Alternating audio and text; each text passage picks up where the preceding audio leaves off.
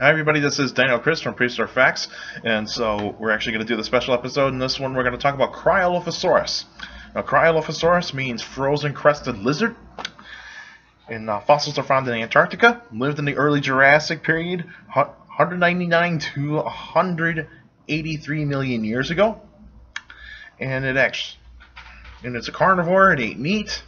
It can be 21 feet long. It can actually be 6 to 8 feet tall and weigh 1,000 pounds.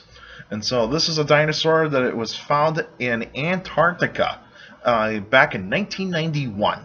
And so this is a dinosaur that was brand new at that time, and nobody actually thought that dinosaurs were going to be ever found in Antarctica until 1991 is when they actually published a paper saying like, hey, there's a new dinosaur species. It lived in Antarctica. We got a partial skeleton, and so here it is. And so the first Cryolophosaurus specimen had half of its skull, but it has some bones that were actually in its in the throat area, like in the back of the throat area, and those were other dinosaur bones that were actually stuck in its throat, so it probably choked to death on those bones, and it was a prosauropod prosauropod bones that were actually in its throat.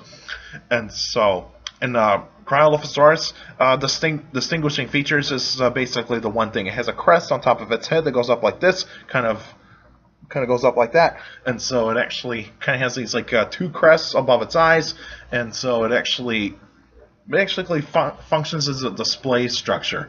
It's not mainly for combat, so because this thing is too thin to be for combat, and so this would actually be more something for display. Like males would probably have larger crests to actually impress the females, whereas females probably have smaller crests, probably to distinguish like I'm a female, and whereas the male's got the bigger crests would say I'm a male, and all that sorts of stuff, And Cryolophosaurus, in terms of mass media, was actually shown in Dinosaur Revolution.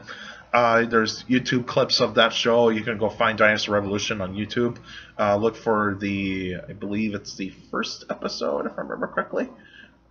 Yeah, I think it's the first episode where they show Cryolophosaurus. And so you'd see like these males actually competing against each other for a female. Like they'll change these into these bright colors, like red, orange, purple, and blue. I don't know if they would actually do that, but I don't know if they would be that dramatic in terms of color change, like a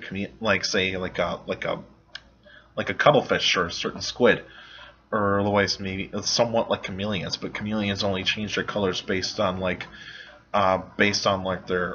their emotions, and also their somewhat of like what kind of environment they're actually living into, all that sorts of stuff. But anywho, Cryolophosaurus was a medium-sized predatory dinosaur. So it's kind of related to Dilophosaurus in a way, but there are some differences between it and Dilophosaurus. Dilophosaurus is a tad bit smaller than Cryolophosaurus. Cryolophosaurus can be considered like a megalosaurid as well, if you want to call it a megalosaurid, because it has some features of megalosaurids. Sometimes it has features of Dilophosaurids, but it's leaning towards the megalosaurid type of family. And so you actually kind of have possibly like where maybe Cryolophosaurus could be like the dinosaur that could actually give rise to the megalosaurids.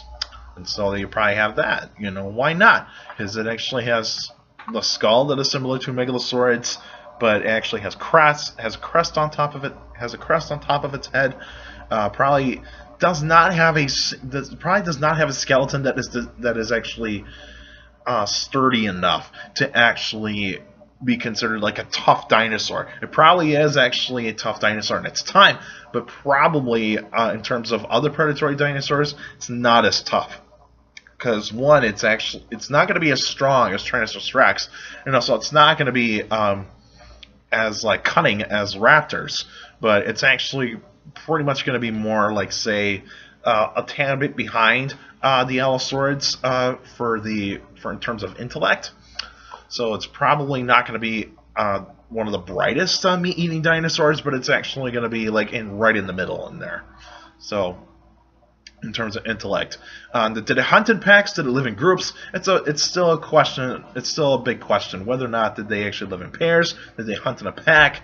I'd say it probably lived in more pairs than actual packs, because considering that it's a primitive dinosaur, you rather need to be a dinosaur that is actually going to be living in a pair situation. Probably not mating for life, but even though there will be males competing against your female from time to time. But I would say males are larger. I'd say the females are a tad bit smaller. But even though if they're like birds of prey, females could be bigger, whereas the males could be smaller. You never know. But in terms of how it got extinct, it was probably due to climatic changes, and also how meat-eating dinosaurs were actually evolving. Is that meat-eating dinosaurs are getting tougher, stronger, and faster, and they were also getting smarter too. So it actually kind of is starting to become more about power and brain power, like muscular power and brain power. So that probably actually how it all comes down to.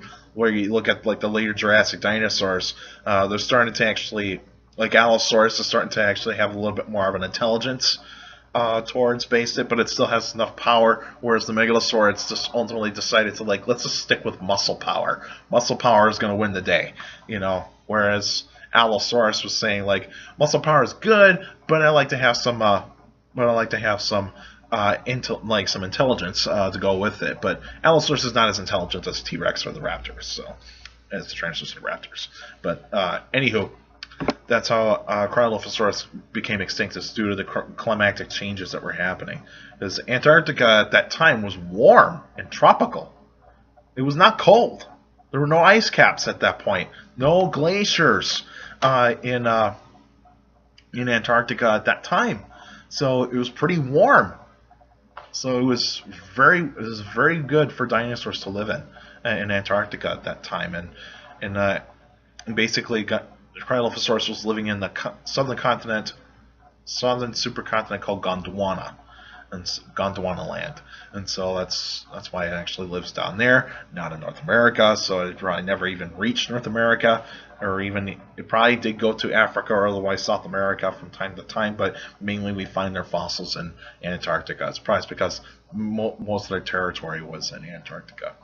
Alright, that's it for now. The next week will be an Answer Questions episode. So if you got any questions about dinosaurs or any other prehistoric life, feel free to email me at dinochrist71@gmail.com, or just go on my Facebook page, Prehistoric Facts with Dino Chris. Like the page, you guys should post your questions in the comments section or even on the wall. Remember, keep your questions short to the point. You can also follow me on Twitter at CSGRALL. That's my Twitter page. I post pretty cool stuff on there. Also, take care of people around you, and also for younger people out there, to make sure to listen to your parents, your teachers, and your guardians. It's the best motivation you can have for good education. It's very important to have a good education. It's with a good education, you get a good job in the future. Alright, that's it for now. And I'll see you guys next week.